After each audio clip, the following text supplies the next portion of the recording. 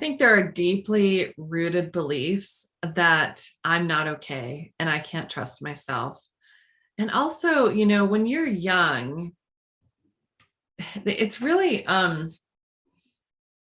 it's like this combination of life doesn't feel safe, but there's nothing obvious to support this belief. So I think of, like, especially ages 0 to 7, that's when they're looking out at the world and asking the question unconsciously, am I safe? Is this world safe? And so you really lose at a young age, you lose that trust for yourself. Also, because covert narcissists gaslight you so much, if you bring something up that affected you or hurt you, they will turn things around. So you question if that even happened. So there's just a lot of unsurety, and the same with the low self-confidence. And it takes a lot longer to kind of unravel that, because it really is like growing up in a cult.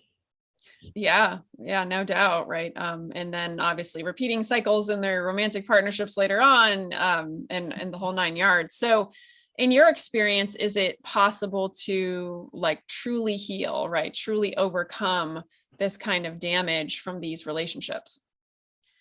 I'm a big believer in full healing. I think our bodies are incredible. And with the information that we have right now, I mean, the combination of informing yourself mixed with learning, how to trust yourself again. And it's definitely not something that just time heals. There is effort that's needed to heal after these relationships, but 100% it's definitely possible. Mm-hmm. Good. Mm. I figured as much, I mean, why are we all here, right? Yeah. No, I'm sorry. So let's talk about your 4 essential elements in healing. So what are those? Yeah. So in case I forgot, I wrote them down.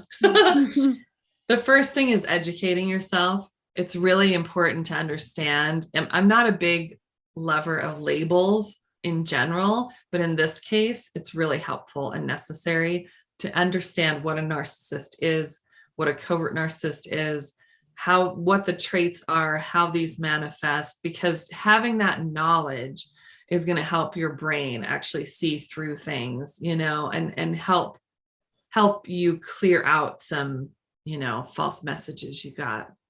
Gotcha. Yeah. And I'm curious, just for a quick question around that, is, right, with a covert narcissist, do you see, like, are people diagnosed with NPD, right, narcissistic personality disorder, if they're on, like, the covert end of that, or is that more of like an overt kind of thing? They are very easy for trained therapists to miss that diagnosis. Most people who have been in relationship with covert narcissists, I've talked to some who were in therapy for 15 years and their therapist never spotted it, because it's so subtle that you attribute all your issues and all your feelings to other things in your life, not the person you're with. So it's really, I mean, it is the same diagnosis, it's the same traits, but they manifest so differently. It's really, a covert narcissist can go to therapy and just be a star. And the therapist just loves them because they want to be liked. Like, the therapist becomes their target in that situation, where they will extract the energy of the therapist. Right. The supply. Interesting. Yeah. Gotcha. They're their supply. Yeah. Okay. So step number 1 being the educate yourself. What about the next one?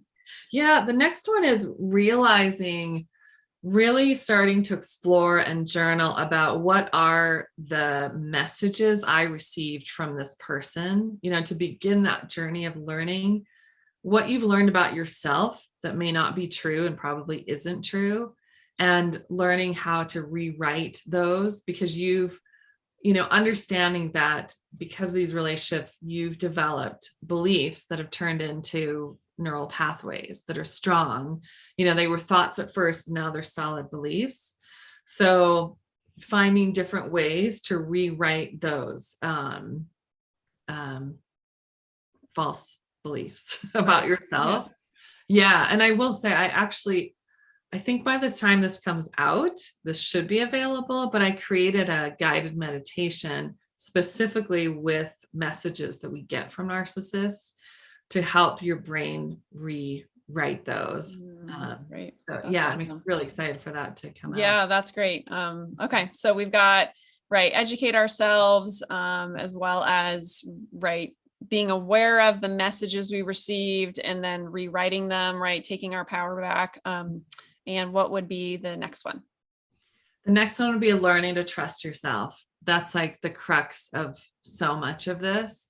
And that takes time and that takes effort. And that's done in little ways of just start beginning to notice how your body reacts in situations, how you're feeling around certain people, what emotions are you feeling, just a lot of somatic things of getting back in touch with your body and your feelings and just experimenting. It's like working a new muscle, experimenting with trusting yourself. Mm-hmm. Yeah, and that's such an important one as it relates to, right, the gaslighting, because I, as we explore this topic more and more in this whole series, it's like, man, the impacts that gaslighting can have, especially at a young age, and as far as our ability to trust ourselves, like that's just key in life, right? And when you don't have it, ooh, not fun. Yeah, it's huge. And it's, I think, one of the most difficult things to do in life, especially when everything around you, or everyone around you is believing something different. Just stand alone and trust yourself. That's incredible. That takes incredible strength and courage. Yes, absolutely. Yeah, that reminds me of some of the codependency conversations we've had in the past, and being able to, yes, just actually have your own opinion, have your own stance on something, and not have to, right, kind of morph into other people's opinions or personalities in order to, be accepted by yourself. So, yeah. So, okay, what comes after trusting yourself? Yeah. So the fourth thing is what I mentioned before, is about the nervous system, is finding ways to regulate your nervous system. And to put it like really simply, when your nervous system is dysregulated, it's basically you've lost connection with yourself and you're feeling unsafe. So it's ways of learning how to feel safe again and learning how to get back in your body. A really simple one is just putting your hand on your hand and saying, this is my hand, this is my body. It just it does a couple things where it connects you back to yourself. And it also lets that young child in yourself know, I'm here, we're okay. Yeah. So yeah. Gotcha. Awesome. Thank you. I appreciate you going through those four Yeah. essential elements. And I'm curious too, like for people, do you recommend people, if they're, let's say, people are coming to this from different stages of their journey, but if someone's currently in a relationship with a covert or overt narcissist and wants to get out of that situation, do you recommend no contact with people like that? Or what are your thoughts on that?